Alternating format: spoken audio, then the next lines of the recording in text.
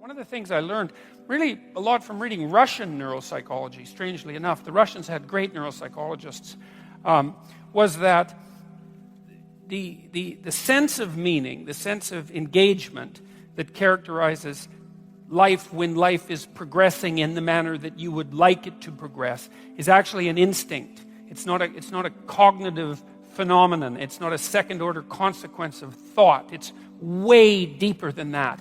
It's an extraordinarily profound instinct. And so that's really worth thinking about, assuming, as you might, that we're adapted creatures and that our instincts guide us in the world so that we can survive and so that we can reproduce and so that we can exist over long periods of time. The fact that an instinct of that depth exists and that it's associated with the sense of vital engagement in being, let's say, is a good indication, as good an indication as there is, that there's something truly real about it. And I would say that might even be more important than the knowledge of the role that the serotonin system plays in adjudicating hierarchical position. Because we tend to think of meaning as something that people create as a secondary consequence through thinking or through philosophy or something like that. And when we think that, it's easy to criticize it. It's easy to become cynical about it. It's easy to lose faith in it. But when you understand that it actually is a much deeper phenomenon than that, and that the cognitive elements, the philosophical elements, are sort of like, well, they're like the fronds on the top of the pond on a plant system that has unbelievably deep roots that go way down into the water. There's something about that that's much firmer and more solid.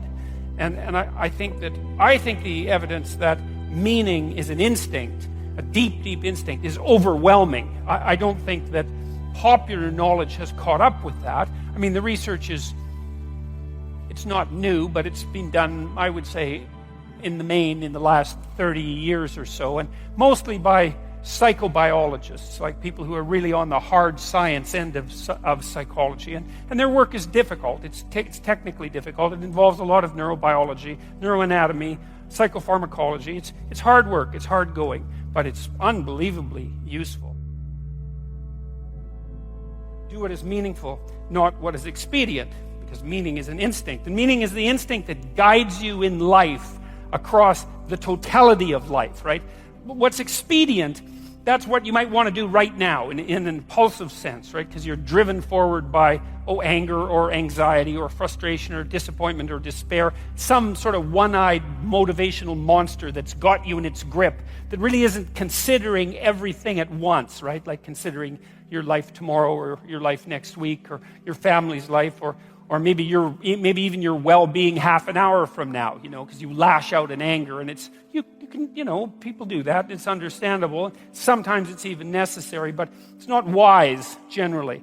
And the instinct for meaning seems to be a consequence of the integration of all of those underlying motivations and emotions with social being, and then the manifestation of something like the proper pathway forward.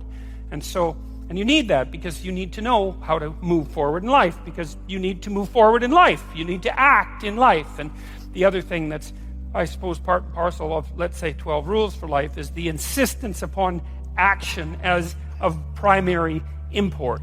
We're not fundamentally creatures who passively perceive the objective world. That's not the goal of our perceptual systems. It's not the goal of our memory.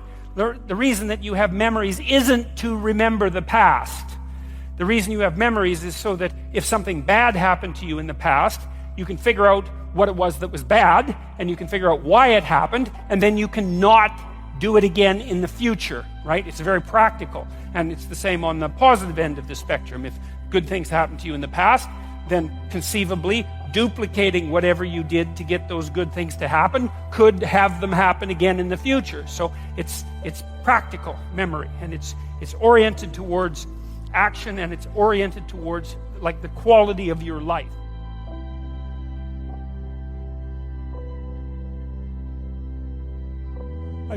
I've gone around and spoken, and a large proportion of my audience has been young men, under 30, something like that. And I've spoken to them a lot about responsibility. And what's so odd about this is that of all the things that I've spoken about, because I can see the audience and I can feel how the audience is reacting, because I'm always paying attention to all of you, insofar as I can manage that. So I get some sense of how what I'm saying is landing, which you have to do if you're going to speak effectively to people. And what happens is, if I talk about responsibilities, everyone is silent, just like they are now. It's silent and not moving, right? Focusing, attentive. Say, pick up your responsibility. Pick up the heaviest thing you can and carry it. And the room goes quiet and everybody's eyes open. And I think, that always makes me break up. I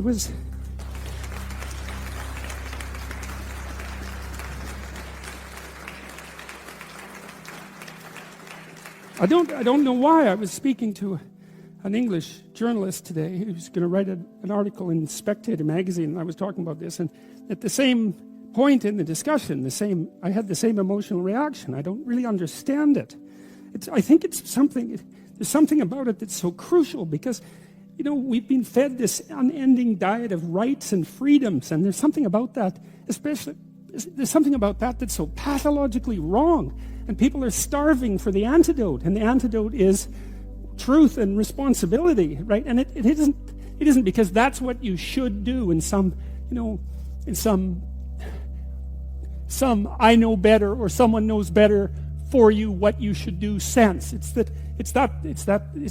the secret to a meaningful life. And without a meaningful life, then all you have is suffering and nihilism and despair and all of that, and self-contempt, and that's not good. And so it's necessary for men to stand up and take responsibility, and they all know that, and are starving for that message. And the message is more that that's also a good thing, to stand up and take responsibility, because you're cursed so much now from when you're young with this notion that your active engagement with the world is part of what is destroying and undermining the planet and adding to the tyranny of the social systems. It's like, how about not so much of that, hey?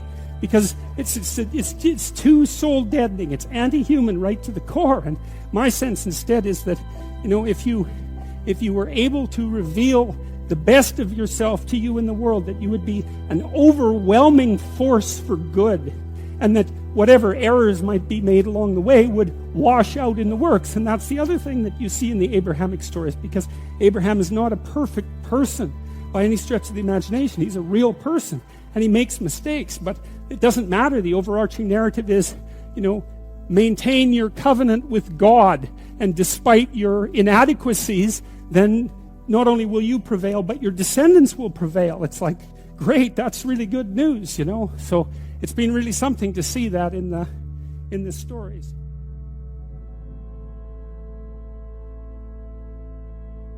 We live in a society, you could say, and that's deep. It's not just human society. Like, we've lived in a society forever.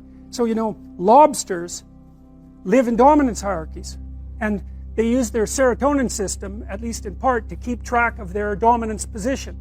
And so you can use antidepressants on lobsters when they get defeated, and they don't feel so bad from being defeated in a fight. And so you just think about that, because antidepressants do the same thing to us.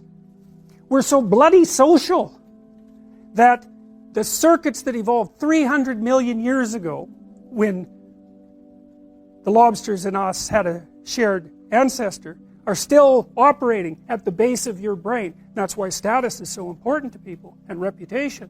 I mean, that serotonin system governs your emotional regulation. How people respond to you and what they think of you, man, that matters. That's why you're on Facebook all the time and checking your texts and obsessing continually about your online presence, assuming that you're doing that, and contacting people frantically and seeing what the updates are. It's like, how are you held in the esteem of others? Very, very important, and that's because it determines your emotional regulation. It's really important. So we exist in a society, always. And the society has two elements. The tyrannical element of the society, that would be the tyrannical king, roughly speaking, a very common mythological theme. You see that in The Lion King too, right? Because that's Scar. And of course you see it in the real world with almost continually. And then the benevolent king, who is the source of all the good things about culture. And you can see these things play out as mythologies in political terms. So I would say, for example, the continual harping about the oppressive nature of the patriarchy is part of a myth. And the myth is that society is oppressive. It's like, well, yeah, obviously, because you have to be quite a bit like you, and you have to be quite a bit like you, even if you're not, so that you can get along, right? Everybody sacrifices a tremendous amount of their individuality to the common mode of being.